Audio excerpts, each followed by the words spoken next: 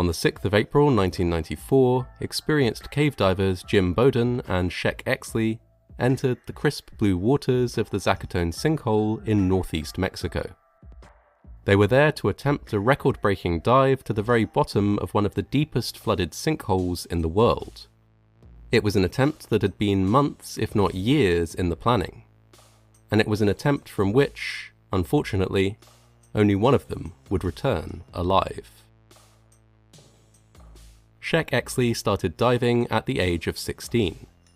He undertook his first ever cave dive that same year, and it would be an experience that would forever change his life.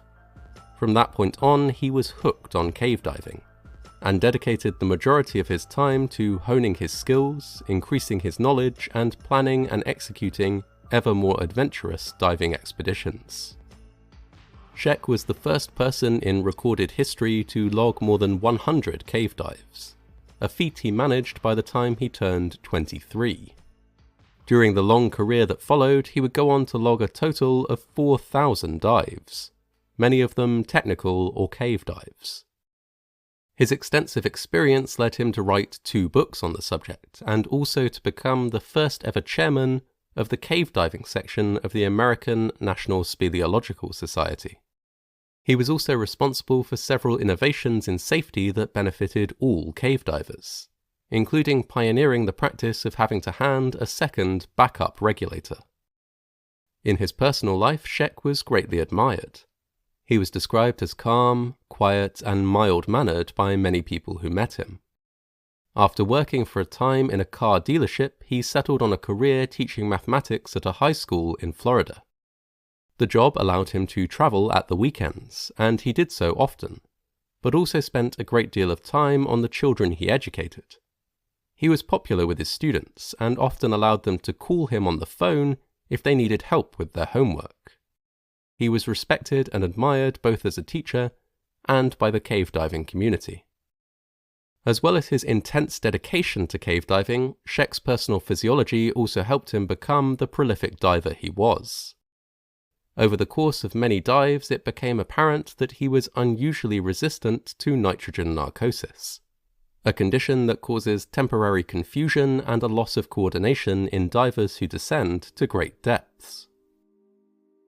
Sheck's career, long as it was not without incident. In 1968, Sheck, then 19, and his brother Edward, 16, were freediving at Wakulla Springs in Florida. The pair were testing their limits to see who could dive the deepest on a single breath hold. No diving equipment was allowed at Wakulla Springs, but the 2 brothers, with some practice, could dive to depths of 15 meters or 50 feet with nothing more than the air in their lungs. During one such dive, Edward ran out of air before he could return to the surface.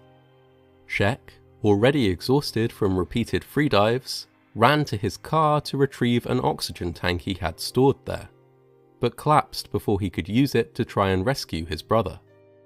Another diver who happened to be present was able to use the tank to retrieve Edward, who passed away later that day in hospital. The death of his brother was a terrible blow for Sheck and fueled his desire for greater safety in diving. He later noted that his passion for cave diving ran so deep that he was unable to give it up, but that he was desperate to make the practice safer for all those who undertook it. A few years later, in December 1970, Sheck was working as a safety diver in the Bahamas. 2 other divers were attempting to set the record for the deepest dive using only compressed air. Divers who travel to great depths rarely use only compressed air, as the mixture of gases therein can cause severe medical issues when breathed under pressure.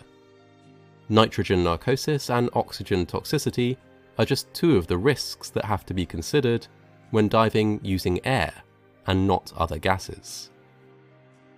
During this dive, Sheck reached a depth of 142 meters or 465 feet before starting to suffer confusion, dizziness, and the beginnings of a blackout.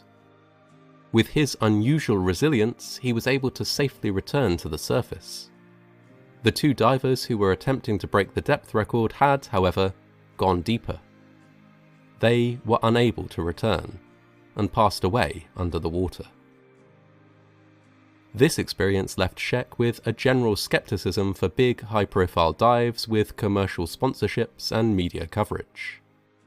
He repeatedly espoused his view that it was better to be cautious, avoid outside pressure to succeed, and be ready to abort a dive at a moment's notice if something appeared to be going wrong. On the 6th of April 1994, Sheck Exley and a fellow diver named Jim Bowden attempted a dive at the Zacatón Sinkhole in Mexico. They were joined by several supporters and safety divers who would prepare equipment, monitor their dives, and generally assist in the attempt. The sinkhole, or cenote, is a deep, vertical shaft surrounded at the surface by sheer cliffs. On the surface of the warm, clear water float several islands of zacate grass. It is from these that the sinkhole gets its name.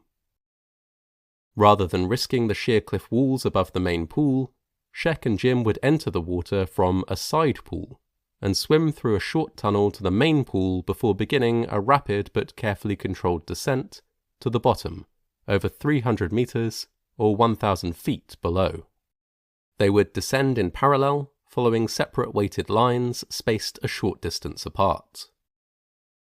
As he approached a depth of 268 meters or 874 feet, Jim checked the amount of gas he had left in his tank, and noticed with alarm that it was significantly less than he had anticipated. He immediately stopped his dive and began to ascend, a process that would take more than 9 hours because of the need to stop regularly and decompress on the way up. Failure to stop and decompress could cause the bends, a debilitating and sometimes fatal illness that divers often experience when returning from depth too quickly. The reason why Jim had less gas available than expected has not been definitively determined, but could be due to a number of factors. He may simply have been breathing slightly faster or slightly more deeply than he had calculated he would. Even a slight increase in rate of breathing is enough to catastrophically deplete a diver's gas reserves. While Jim ascended slowly to the surface, a safety diver followed Sheck's line down to try and determine what had happened to him. Had he also used up more gas than anticipated? And if so, why hadn't he turned around? The safety diver was unable to see him, but did spot the laminated pages of his dive profile floating up towards the surface, a definite sign that all was not well. Less than 20 minutes into the dive, it became clear that Sheck Exley would not return. His body would be recovered a few days later when the support team returned to remove the equipment they had put in place for the dive. It appeared that he had deliberately entangled himself in the line. Other divers have speculated that he did so when he realized that he was in fatal difficulty, in order to make the subsequent retrieval of his body easier. As to exactly what difficulty had ended his life, there were no certain answers. One likely scenario was that he suffered high-pressure nervous syndrome, a disorder caused by rapid changes in pressure which can cause convulsions, tremors, nausea, dizziness, and confusion. These symptoms, while not immediately deadly in and of themselves, might have distracted Sheck from the fact that he had used more gas than anticipated, resulting in further complications as the dive progressed. Equipment failure or a sudden blackout are also possible explanations. Sheck was laid to rest with a memorial service at the Ortega Methodist Church in Jacksonville.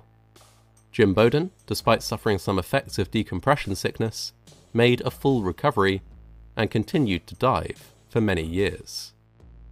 The Zacatón Sinkhole remains a prominent diving location and a site of great scientific interest. Sheck Exley will never dive there again, but his legacy lives on. The passion and dedication he displayed during his life made cave diving a safer practice for all those who follow after him.